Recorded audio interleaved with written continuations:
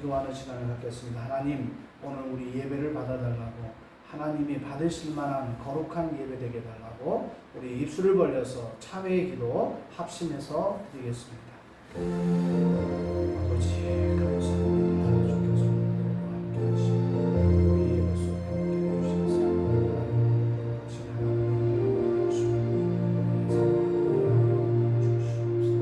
거룩하신 하나님의 모습을 우리 삶을 위하여 주시옵소서.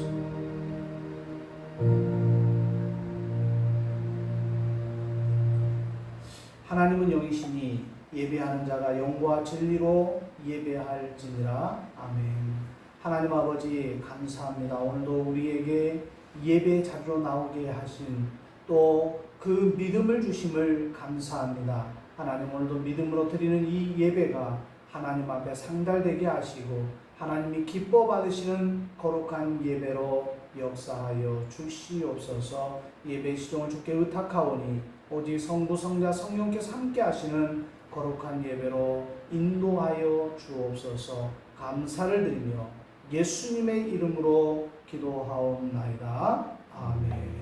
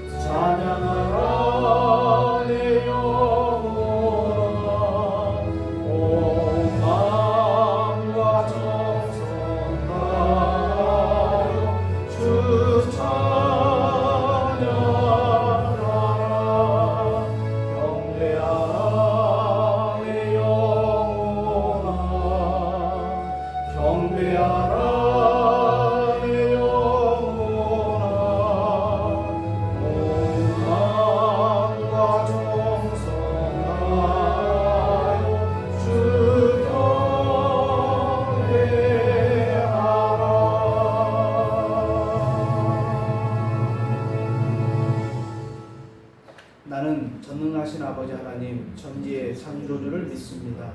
나는 그의 유일하신 아들 우리 주 예수 그리스도를 믿습니다. 그는 성령으로 잉태되어 동정녀 마리아에게서 나시고 본디오 빌라도에게 고난을 받아 십자가에 못 박혀 죽으시고 장사된 지 사흘 만에 죽은 자 가운데서 다시 살아나셨으며 하늘에 오르시어 전능하신 아버지 하나님 우편에 앉아 계시다가 거기로부터 살아있는 자와 죽은 자를 심판하러 오십니다.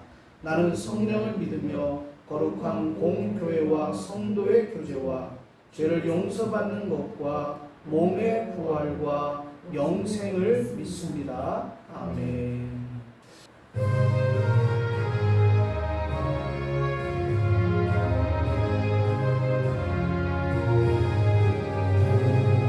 우주 예수 지아 심히 기쁜 일일세 평안 허락 받았으니 의심하주 없도다. 예수 믿는 것은 받은 증거 많도다. 예수 귀한 예수 믿음 더욱 주소서. 우주 예수 지함이 심히 기쁜 일일세 주를 믿는 나의 마음 그의 피에 적시네. 예수 믿는 것은 받은 증거 많도다. 예수 귀한 예수 믿음 더욱 주소서. 우주 예수 지아 죄악 벗어버리네. 아니하고 영생함 주의 몸을 얻었네. 예수 믿는 것은 다른 증거 많도다. 예수 귀한 예수 믿음 더욱 주소서. 우주 예수 지함이 지명함을 얻었네. 영원 무궁지나도록 성령 함께 하소서. 예수 믿는 것은 받은 증거 많도다. 예수 귀한 예수 믿음 더욱 주소서. 아멘. 하나님 아버지 감사합니다. 주님의 사랑하는 자녀들이 주님 앞에 나올 때 빈손 들지 아니하고 귀한 예물을 드립니다. 10의 1조를 드립니다. 감사의 예물을 드립니다.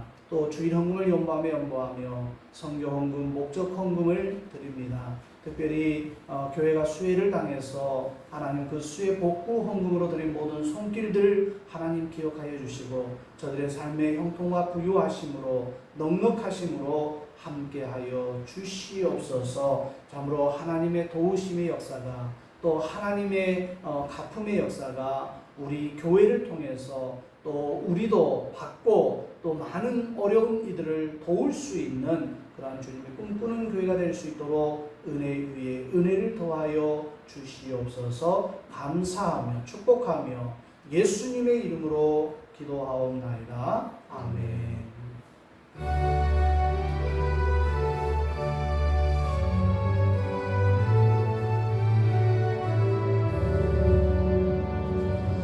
내게 있는 모든 것을 아낌없이 드리네. 사랑하고 의지하며 주만 따라 살리라. 주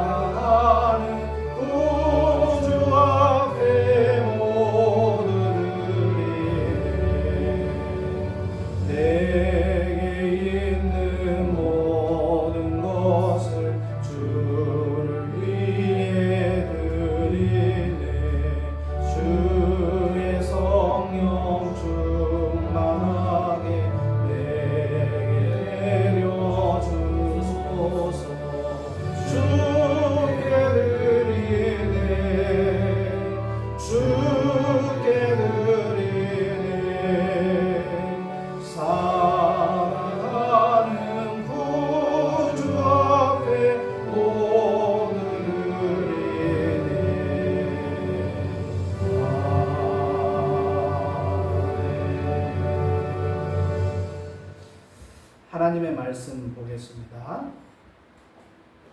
사도행전 28장입니다.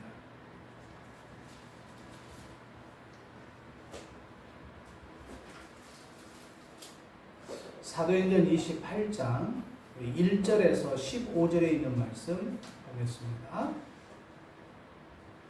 28장. 우리가 구조된 후에 안즉 그 성은 멜리데라 하더라.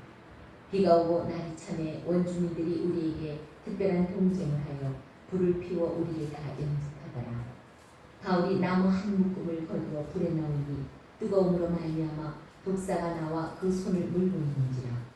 원주민들이 이 짐승이 그 손에 매달려 있음을 보고 서로 말하되 진실로 이 사람은 살인한 자로다.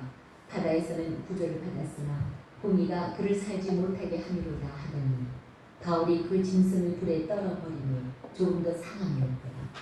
그들은 그가 붙든지 혹은 갑자기 쓰러져 죽을 줄로 기다렸다가 오래 기다려도 그에게 아무 이상이 없음을 보고 돌이켜 생각하여 말하되 그를 신이라 하더라. 이 섬에서 가장 높은 사람 보블리오라 하는 이가 그 근처에 토지가 있는지라 그가 우리를 영접하여 사흘이나 친절히 머물게 하더니 보블리오의 부친이 열병과 이질에 걸려 누워있거늘 바울이 들어가서 기도하고 그에게 안수하여 낫게 하니 이러므로 섬 가운데 다른 병든 사람들이 와서 고침을 받고 후한 이해로 우리를 대접하고 떠날 때에 우리 쓸 것을 배에 실었더라. 석 달 후에 우리가 그 섬에서 겨울을 난 알렉산드리아 배를 타고 떠나니 그 배의 머리 장식은 디오스구로라. 수라구사에 대고 사흘을 있다가 거기서 둘러가서 레디움에 이르러 하루를 지낸 후 남풍이 일어나므로 이튿날 보디올에 이르러 거기서 형제들을 만나 그들의 청함을 받아 이래를 함께 머무니라. 그래서 우리는 이와 같이 로마로 가니라. 그곳 형제들이 우리 소식을 듣고 아비오 광장과 트레이스 타레르네까지 맞으러 오니 바울이 그들을 보고 하나님께 감사하고 담대한 마음을 얻습니다. 네, 15절까지만 읽어보겠습니다. 사도행전 강의 32번째 시간, 이제 마지막 우리가 본문으로 마지막 말씀을 좀 보겠습니다. 로마로 가고 있는 사도 바울 그 일행들이 타고 있던 배 276명이나 타고 있습니다. 상당히 그 당시에 276명이 타는 배라고 한다면 상당히 큰 배라고 우리가 짐작해 볼 수가 있습니다. 그 배가 이제 풍랑을 만나고 유라굴라라는 광풍을 만나가지고 배는 다 파산되었지만은 거기 타고 있는 276명이라는 사람들은 미지의 섬, 알 수 없는 섬에 이제 정박하고 그 섬으로 이제 헤엄쳐서 다 구조됩니다. 그리고 이제 27장 44절에 이렇게 이야기합니다. 마침내 사람들이 다 상륙하여 구원을 얻으니라. 이제 그렇게 27장의 말씀이 마무리되고 28장으로 이제 돌아갑니다. 28장에 보면 이 멜리데 섬은 토인들이 살고 있는 그런 섬이었어요. 1절에 보면 전혀 알 수 없는 섬, 또 갈 수 없는 섬에 그들이 지금 도착을 한 것입니다. 어떻게 보면 이 배가 파산되지 않았으면 또 광풍을 만나지 않았으면 알 수도 없는 섬이에요, 솔직히. 그리고 그런 섬이 있는지도 모르고 아마 평생을 살아갔을 것입니다. 그런데 가고 싶어서 간 것도 아니에요. 또 뭐 초청을 해서 간 것도 아니에요. 그냥 배를 타고 로마로 가다가 광풍을 만나서 모든 물건은 다 바다에 던져버리고 몸만 이제 가까스로 그 배에 그 섬에 간 것입니다. 어쩔 수 없이 그 섬에 가게 된 거예요. 어쩔 수 없이 가게 된 것, 또 어쩔 수 없이 하게 된 것. 우리 삶을 살다 보면 억지로라도 또 어쩔 수 없이 하는 일들이 있어요. 근데 그 모든 것들을 가만히 들여다 보면 그 속에서도 억지로 했는데 또 억지로 할 수밖에 없는데 하나님의 뜻이 그 안에 숨어 있을 때가 종종 있음을 발견합니다. 처음에는 발견하지 못하지만 조금 시간이 지나면 이게 어떤 의미로 하나님께서 이런 일을 나에게 주셨구나 금방 이해할 수 있어요. 사람에게는 우연일지 몰라도 하나님에게는 그게 우연일 수 없고 필연이라는 사실을 우리가 발견할 수 있다는 것입니다. 생각하지도 못하게 뭐 어쩔 수 없이 이 사람들은 풍랑을 만났어요. 그리고 그 풍랑 때문에 그 섬에 도착을 했지만은 그것이 멜리데 섬에 살고 있는 사람들에게는 구원의 기쁜 소식을 그들은 이제 맞이하게 되는 겁니다. 생각을 해보세요. 자기들끼리 잘 살고 잘 먹고 있는데 난데없이 276명이라는 숫자가 그 섬에 도착을 한 거예요. 이거는 보통 일이 아니라는 거예요. 사랑하는 여러분, 여러분이 원치 않는 일을 하게 되었을 때, 또 원치 않는 길을 가게 되었을 때, 원치 않는 삶을 살아야 했을 때, 그것은 하나님의 기회가 될 수 있다는 사실을 우리가 오늘 본문을 통해서 좀 알아야 될 줄로 압니다. 내가 생각하는 기회가 아니라 하나님이 만들어주시는 기회. 그래서 어떤 일이 일어날 때 우리는 불평불만할 이유가 없어요. 나에게 어떤 어려움이 닥쳐왔을 때, 왜 나에게 이런 일이 벌어졌을까? 하나님은 과연 계실까? 하나님은 살아계실까? 라고 의심할 이유가 없다라는 거예요. 그 내면에 움직이시고 그 내면에 활동하시는 분이 바로 하나님이시기 때문에 그렇다는 거예요. 많은 사람들이 나는 왜 대한민국에 태어났을까? 설명 못합니다. 나는 왜 이 가정에 태어났을까? 설명 못해요. 그걸 어떻게 설명하겠어요? 우리의 선택과 의지로는 아무런 상관없이 우리의 인생에서 너무 많은 것들을 우리가 질문해보고 또 답을 못하는 내용들도 은근히 많다라는 거예요. 내가 왜 이 기업에서 또 이 직장에서 일을 하고 있을까? 내가 왜 하필 많고 많은 학교 중에 이 학교에서 일을 하고 있을까? 그리고 얼마나 많은 대한민국에 얼마나 많은 교회가 있는데 왜 일산에 주님의 꿈꾸는 교회에서 나는 목회하고 있는가? 그렇게 우리는 의문점을 가지고 이야기해 볼 수 있고 물어볼 수 있다라는 거예요. 그러나 시간이 끊임없이 자기의 선택과 의지가 자기의 길을 이렇게 인도하는 만든다고 하는 시각을 우리가 분명히 갖고 있어요. 그러나 돌이켜보면 우리는 그렇지 않을 때가 더 많을 때를 우리는 목격할 수 있다는 것입니다. 왜냐하면 우리 인생이라는 것이 내가 하고 싶어서 하는 일도 있지만은 그 인생을 살다 보니까 누구를 만났고 또 누구와 결혼하고 또 삶을 살고 또 어찌어찌 살다가 우리의 인생이 마치는 그날이 분명히 있다라는 거예요. 인생의 지금 내가 살고 있는 이 순간은 우리의 인생의 한 신비에 불과하다라는 거예요. 내 마음대로 살 수 있다고 말하는 사람도 분명히 있어요. 그리고 한 번뿐인 인생 내 마음대로 내 계획대로 내 생각대로 살아가고 싶다라고 할 수도 있어요. 그러나 좀 더 생각해 봐야 할 분명한 문제가 있다라는 거예요. 정말 우리는 안 죽을 수 있다라고 말하는 사람 없어요. 모든 사람은 다 죽음에 이르게 되어 있다라는 것입니다. 영원히 살 수 있다라고 착각하는 것도 그건 말이 안 되는 거죠. 우리는 영원히 살 수 없기 때문에 이 땅에서 내가 생명이 있는 이 순간에 내게 생명이 주어지는 시간 안에는 끝이 분명히 있다라는 것입니다. 이 멜레데 섬에 도착한 사도 바울과 그 일행은 본의 아니게 원주민들의 도움을 받습니다.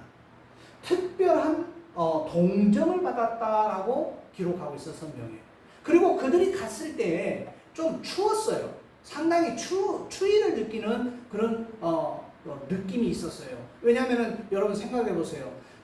그 섬에 도착했는데 먹을 것이 있습니까? 잠잘 것이 있습니까? 피할 것이 있습니까? 276명이라는 굉장히 많은, 혹시 그 섬에 살고 있는 사람들보다 더 많은 숫자일 수도 있어요. 어떻게 보면 그 굉장히 많은 숫자가 어느 날 갑자기 그 섬으로 들어온 거예요.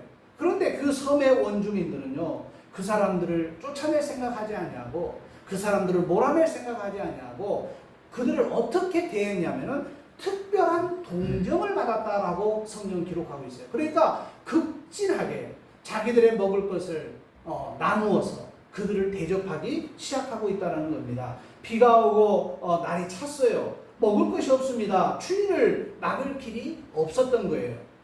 토인들은 불을 피워서 도와주기 시작합니다. 그 불을 피우려면요, 나무 땔감이 있어야 돼요. 그 불을 피워서 이제 그들을 추위를 좀 녹여주려고 그들이 노력하는 거예요. 우리는 가끔 주위 사람들로부터 알 수 없는 핍박을 받을 때가 있어요.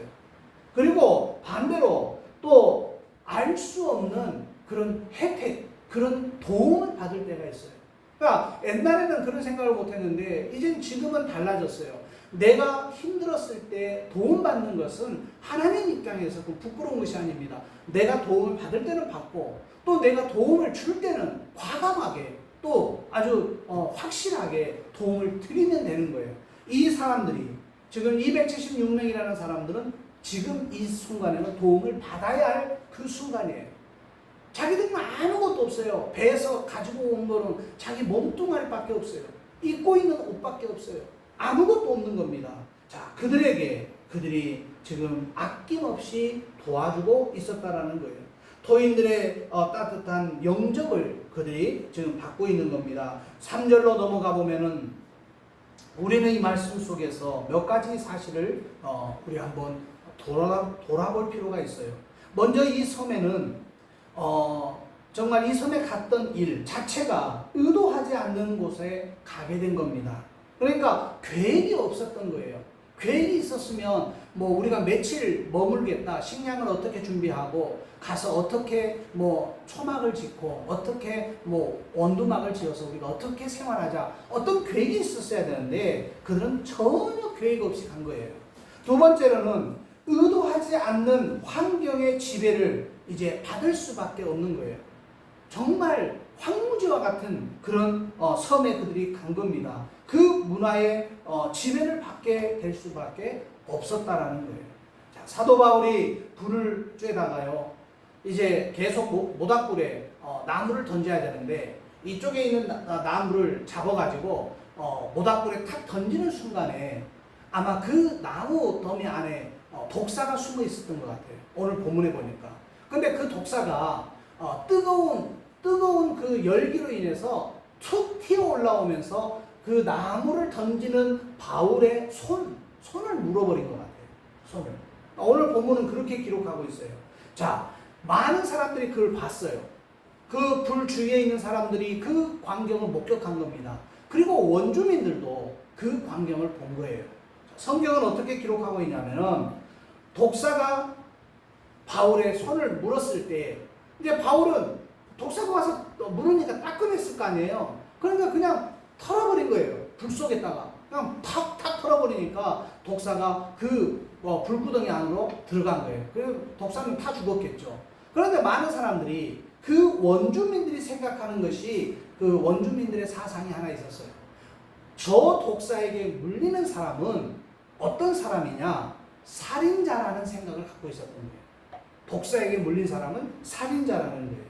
그리고 그 독사에게 물린 사람은 신의 심판을 받는 자가 확실하다라고 그들은 그동안 생각을 하고 있었어요.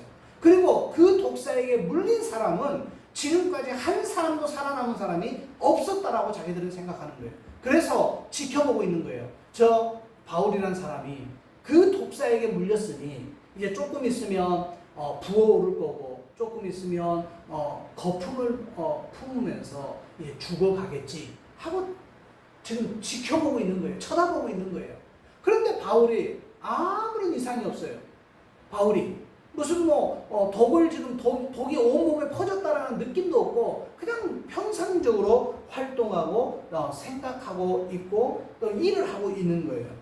자, 그러니까 4절에 바울이 자기 손을 물고 있는 그 뱀을 불 속에 던져버리고 나서 사람들과 똑같은 행동을 합니다. 사람들은 분명히 이제 저 사람은 죽었다. 신의 심판을 받는 자로서 살인자로서 이제 하나님의 심판을 받아야 될 것이다. 그렇게 생각하고 기다리고 있는 겁니다. 저 사람은 살인자다. 이제 살인자다. 이렇게 생각하고 그들의 생각이 독사에 물리면 어느 정도 시간이 되면 죽는다는 걸 알고 있는데 그 자기들이 생각하는 시간까지 갔음에도 불구하고 바울이 죽지 않는 거예요. 자, 그러니까 그들의 생각이 바뀝니다. 어떻게 바뀌느냐?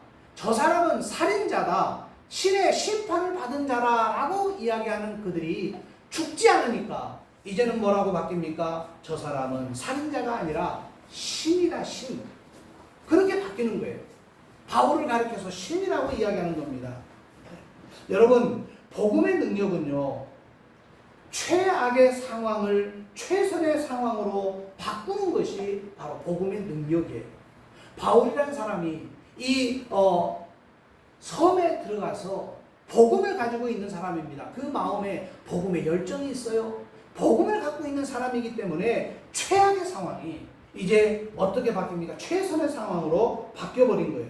똑같은 일이지만은 복음의 능력이 있다라면, 하나님의 축복이 있으면 최악의 조건이 변하여 최선의 조건으로 바뀔 수 있다는 사실을 우리가 알아야 된다는 거예요. 아무 일도 일어나지 않았어요. 살인자라고 생각했던 그 사람이 순식간에 하늘에서 보내준 신이라는 칭호를 받을 정도로 이제 그 자리에서 유명해져 버린 겁니다. 우리가 세상에서 천대를 받다가 그리스도의 이름으로 영화롭게 되는 것과 마찬가지의 지금 그 혜택을 바울이 누린 거예요. 우리는 여기서 복음의 능력은 환경이나 어떤 문화나 그런 것으로 영향력과 어떤 전통을 뛰어넘어서, 분명히 뛰어넘어서 하나님께서 직접 역사하시는 사실을 우리가 목격할 수 있다는 것입니다. 마가복음 16장 17절에도 이런 말씀이 있네요. 믿는 자에게는 이런 표적이 따르리니. 여러분, 이 마가복음 16장 17절에 분명히 말합니다. 믿는 자에게 이런 표적이 따르니 저희가 내 이름으로 귀신을 쫓아내며 새 방언을 말하며 뱀을 집으며 무슨 독을 마실지라도 해를 받지 않으리라. 그리고 병든 사람에게 손을 얹은 즉 나으리라. 마가복음 16장에 말씀하고 있는 거예요. 이 말씀이 바울에게 그대로 지금 적용되고 있는 것입니다. 믿는 자에게 이런 표적이 있다라는 거예요. 뱀을 집으며 어떤 독을 마실지라도 해를 받지 않는다라는, 그리고 병든 자에게 손을 얹은 즉 나으리라. 자, 이렇게 되니까 이제 많은 사람들이 두려움에 있는 거예요. 저 바울이라는 사람이 어떤 사람이간데 독사에 물렸는데 죽지 않고 살아날 수 있느냐? 이제 바울을 새롭게 보기 시작한 겁니다. 그래서 섬의 사람들이 감동하기 시작해요. 저 사람은 죄인이 아닌데 왜 죄인으로 로마로 압송되고 있을까? 그리고 얼마나 놀랬겠어요. 그 섬에서 그 독사에게 물린 모든 사람들은 다 죽었는데 이 바울만 살아남았기 때문에 얼마나 놀랐겠습니까? 지금도 이런 기적 우리에게 충분히 일어날 수 있습니다. 사도행전에서 일어났던 일들이 또 지금 이 시대에도 필요하면 하나님이 우리에게 뱀을 짚고 어떤 독을 마실지라도 해를 받지 않냐고 병든 자에게 손을 얹은 즉 나으리라 하시는 그 말씀이 그대로 우리에게 적용될 수 있다라는 거예요. 이 섬의 사람들은요, 이제 감동을 받은 것입니다. 특별히 그 섬의 가장 높은 추장 보풀리오라는 사람이 너무 큰 감동을 받은 거예요. 그러니까 7절로 8절에 보면 지금 이 가정에 열병을 앓은 사람이 등장합니다. 열병이라는 것은요, 그렇게 무서운 병이 아니에요. 병원에 가서 주사 한 방 맞고 약 처방 받으면 바로 끝날 수 있는 병이에요. 근데 이 시대에는, 이 섬에는 병원이 있습니까? 약이 있습니까? 주사가 있습니까? 그러니까 열병에 걸리면 거의가 죽어나갔어요. 살아날 사람이 없었어요. 그런데 여기에 보니까 그 부친이 열병에 걸려 있는 거예요. 바울에게 부탁합니다. 바울에게 우리 부친이 지금 열병에 걸렸는데, 열병과 이질이라고 표현하고 있어요. 이질에 걸렸는데 좀 와서 치료해달라고 이야기합니다. 바울이 그 이야기를 듣고 그 부친에게 가서 기도하며 안수하며 그 이질과 그 열병이 순식간에 사라졌더라. 이렇게 성경은 기록하고 있어요. 바울이 그 섬의 가장 높은 사람의 부친의 병을 가서 기도하고 안수함으로 깨끗하게 낫게 해버린 거예요. 자, 그러니 얼마나 더 놀랬겠어요. 자기 아버지가 죽을 줄 알았는데, 이제 열병과 이질로 죽을 줄 알았는데, 어떤 사람이 와서, 복음 전도자가 와서 기도하고 안수했더니, 아니, 지금 곧 죽을 만한 사람이 깨끗하게 일어나서 모든 걸 털고 일어난 거예요. 얼마나 놀랬겠습니까? 하나님은 어제나 오늘이나 영원토록 동일하신 분이에요. 지금도 그런 역사를 행하시고 계신다라는 거예요. 그렇다면 사람이 안 죽습니까? 여러분, 사람은 죽어요. 시간이 지나면 죽어요. 그리고 그 시간이 다하면, 자기 수명이 다하면 하나님이 부르시는 곳으로 갈 수밖에 없어요. 그런데 예수님이 정말 오셔서 그 병든 자들에게 생명을 연장시켜 주시고, 그들에게 행복을 전달해 주시고, 그들에게 삶의 기쁨을 전달해 주고 있었다라는 거예요. 정말 여러분, 예수님이 있어야 우리는 행복한 거예요. 병들어도, 건강해도, 일찍 죽어도, 늦게 죽어도 주님을 위해 살 수 있고 주님께 영광 돌릴 수 있는 삶이 되어야지만이 그 사람이 진짜로 행복한 사람이라는 거예요. 사람들은 그 부친의 열병과 이질이 치유되는 것을 보고 너무너무 크게 놀랍니다. 그리고 모든 다른 사람들도, 정말 아픈 사람들이 다 바울 앞에 오고 바울의 메시지에 동화되기 시작해서 거기서 예수 믿는 사람들이, 예수가 그리스도이심을 고백하는 사람들이 늘어나기 시작한 거예요. 9절로 10절에 보세요. 거기에서도 지금 우리 교회에서도 일어날 수 있는 일들, 바로 그거예요. 어려운 사람들이 그 어려움으로부터 해결받고 예수가 그리스도이심을 고백하는 그 순간에 그들이 구원을 받는 사실이에요. 그리스도인의 삶이라고 하는 것은요, 고통만 연속되는 것이 아니고, 또 그리스도인이라고 해서 기쁨만 쭉 연속되는 것이 아니에요. 예수 믿는 사람도, 정말 잘 믿는 사람도요, 주 안에서 고통도 있고 축복도 기적도 공존하는 것이 우리 그리스도인의 삶입니다. 그래서 어떤 사람들은요, 내가 예수를 믿는데 왜 나에게는 이런 고통이 계속 연결되는가? 그렇게 여러분 자포자기할 필요가 없어요. 예수를 아무리 잘 믿어도 우리에게는 고통이 있을 수 있고 우리에게는 기쁨과 감사가 있을 수 있다라는 것입니다. 7절로 10절의 말씀을 보면 세 가지를 말하고 있어요. 어떤 걸 말하고 있느냐? 이 바울의 276명이 원치 않는 섬에, 원치 않는 시간에, 또 원치 않는 조건으로 그들이 그 섬에 이제 도착한 거예요. 그리고 도착을 했지만은 그것은 하나님의 특별한 은혜였음을 우리가 볼 수가 있어요. 섭리였음을 볼 수가 있어요.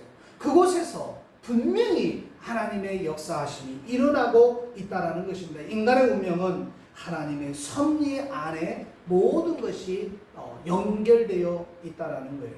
자, 하나님은 우리의 건강과 성공과 형통함을 통해서도 일하시지만은 동시에 우리의 병든과 또 실패와 좌절을 통해서도 그분은 충분하게 일할 수 있다는 거예요. 성공했을 때는 하나님을 못 믿었던 사람이 실패했더니 그때 비로소 하나님이 보이는 사람도 있어요. 내가 행복할 때는 하나님이라는 존재, 예수라는 존재가 전혀 내 눈에 들어오지 않다가 내가 실패하고 내가 죽음의 문턱까지 가보니까 비로소 그때 하나님의 존재와 예수 그리스도가 느껴지고 보이기 시작한 사람도 우리 주위에 얼마든지 있다라는 것입니다. 우리는 이러한 질문을 합니다. 나는 왜 이 직장에서 일해야 하는가? 나는 왜 이 가정에서 태어나서 어렵게 생활을 해야 하는가? 그런 질문들을 우리가 할 수도 있습니다.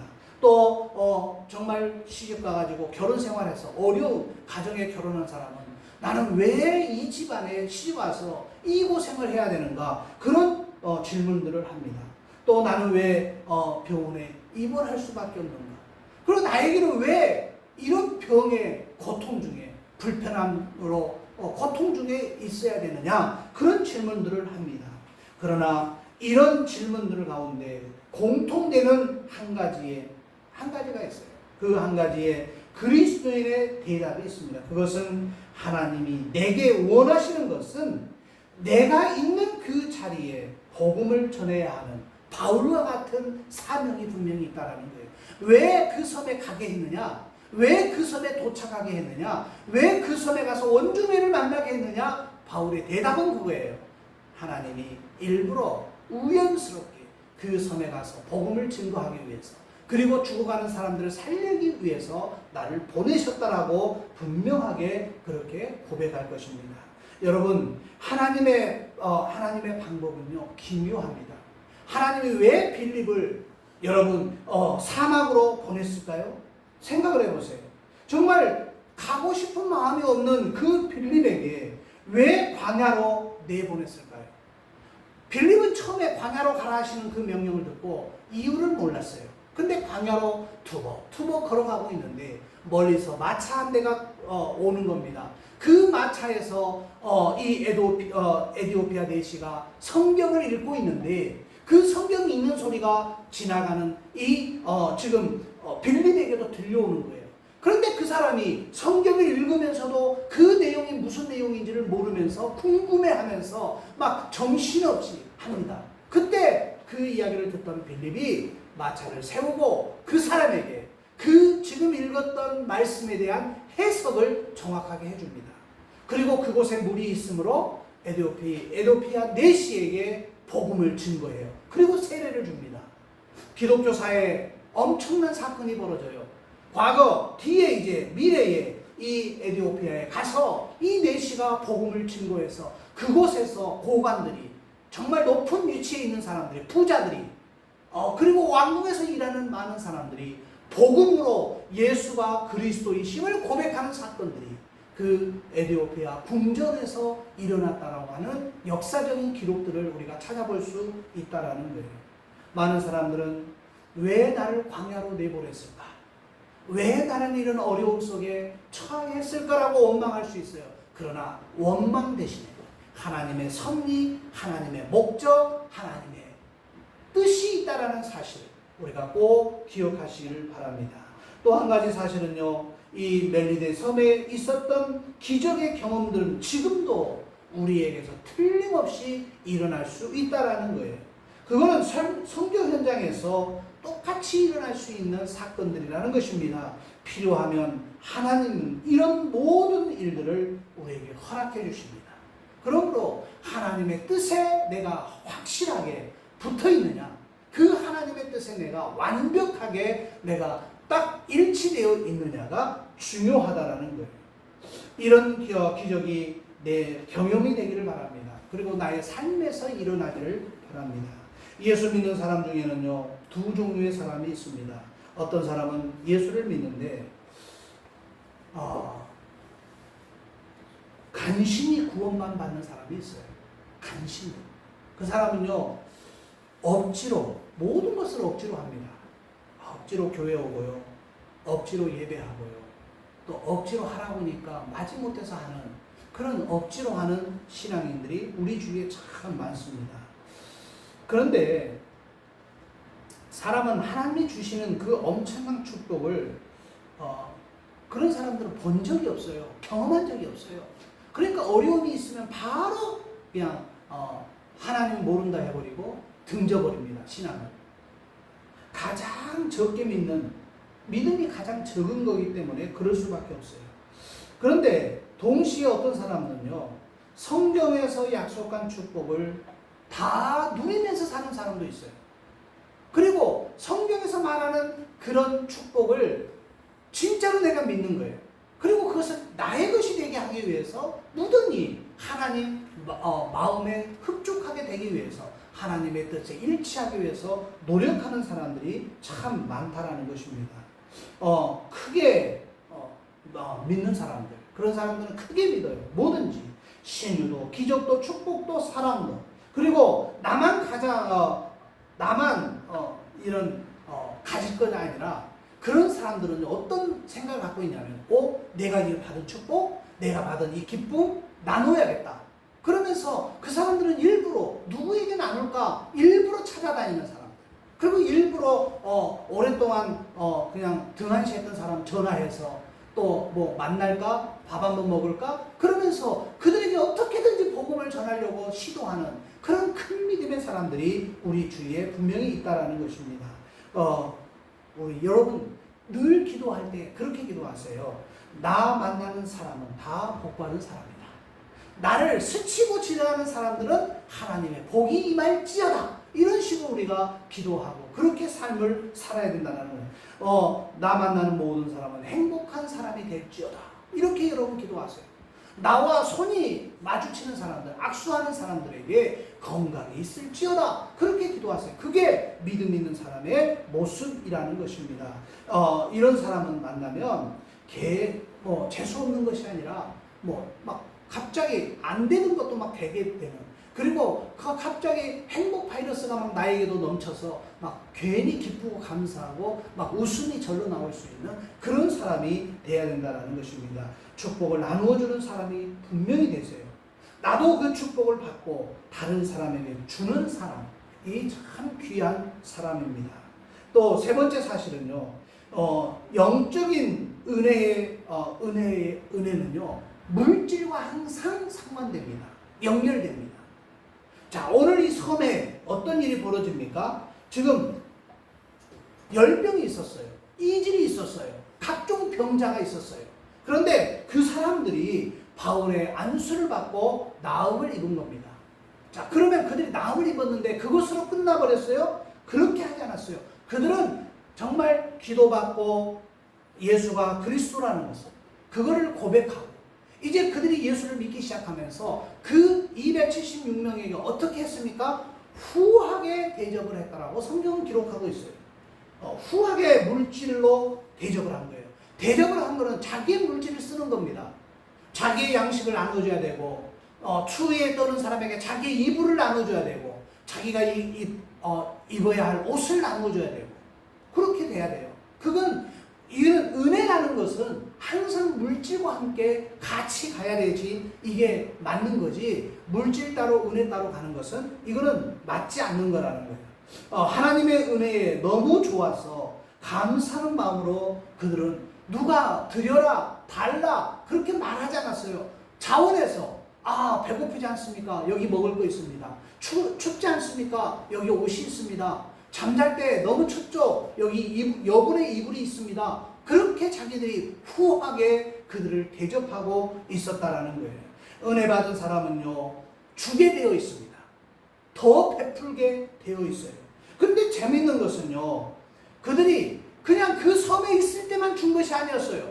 본문에 보면 그들이 3개월 동안 머물면서 이제 배를 타고 떠나가려고 하니까 어떻게 합니까? 혹시나 배에서 필요한 모든 물질, 모든 물건, 막 먹을 거, 입을 거, 필요한 것들을 정말 쉴 새 없이 흡족하게 정말 많은 양으로 그 배에 실어줬다라고 성경은 기록하고 있어요.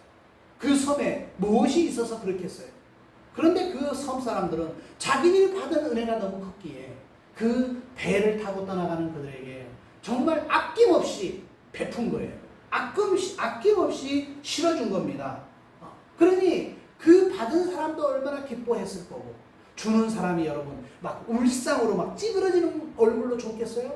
막 웃으면서 어쩔 수 막 환하게 웃으면서 방글방글 막 그렇게 막 웃으면서 그 배로 물건을 실어 날렸을 거라는 것이 자명한 거예요. 왜요? 자원하는 마음으로, 기뻐하는 마음으로 그렇게 드리기 때문에 그래요. 자기가 받은 은혜가 있기에 그렇다라는 거예요. 오늘 본문 11절로 14절의 마지막 문장이 이렇게 시작됩니다. 끝납니다. 로마로 가니라. 로마로 가기 위해서 지금 이 일들이 벌어지고 있었던 거예요. 여러분은 어디로 가고 있습니까? 바울은 로마로 가고 있습니다. 왜 여러분이 어떤 사람은 직장에서 일하십니까? 왜 공부하십니까? 또 왜 우리는 결혼합니까? 또 우리는 왜 신앙생활을 합니까? 여러분, 이 모든 것들은요, 예수 그리스도에게 붙잡히고 표대를 향해서 가기 위해서 바울이 로마로 가니라라는 그 목적을 이루기 위해서 지금 바울의 인생이 펼쳐지고 있는 것처럼 바로 우리도 로마로 가고 있는 자들이라는 것입니다. 그런 사람이 되기를 저는 여러분을 위해서 기도합니다.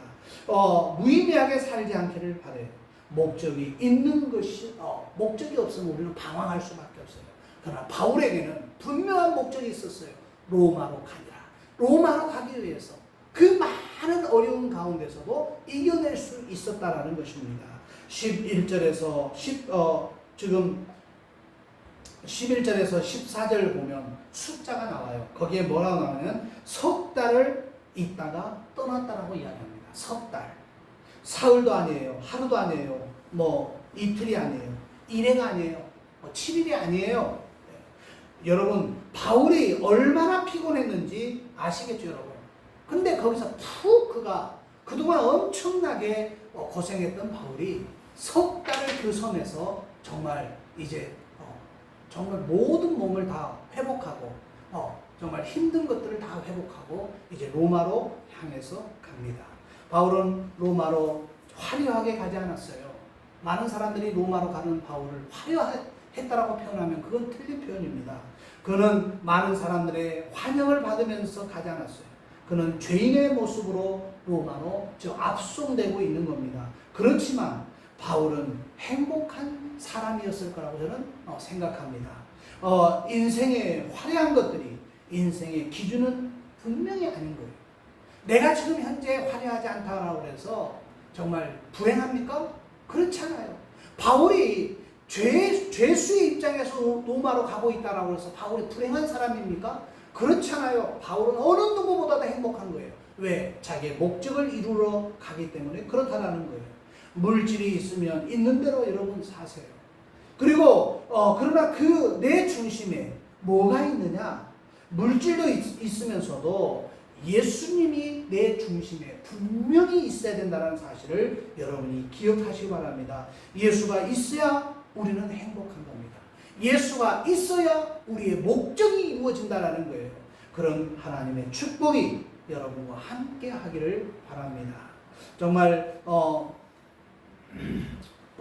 부할 때도 우리가 기뻐하고 혹 가난할 때도 내가 기뻐하게 하시라고 우리는 늘 기도해야 돼요.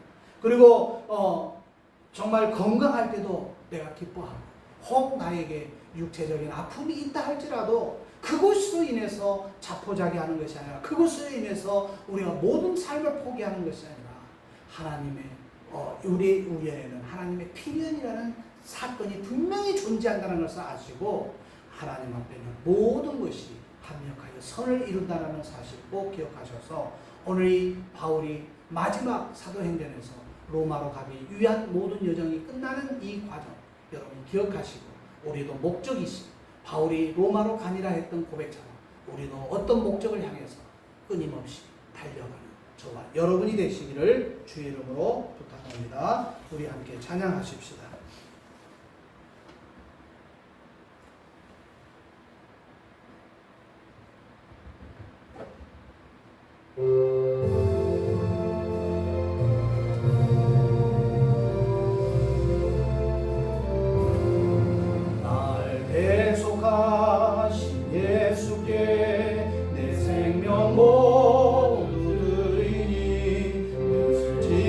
진실하게 하소서.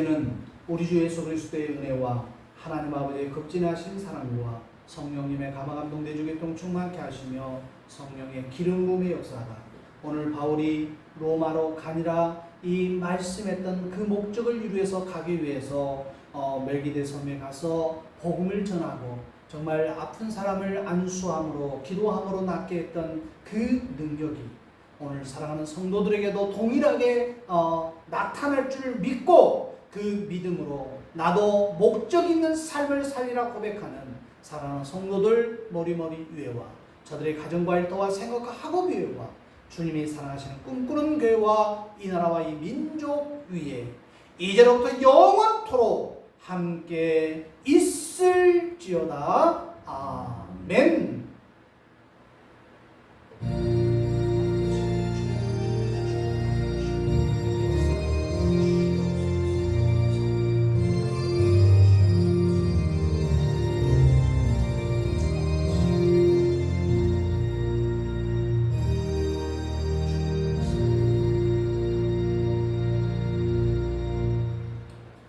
예배를 마치겠습니다. 감사합니다.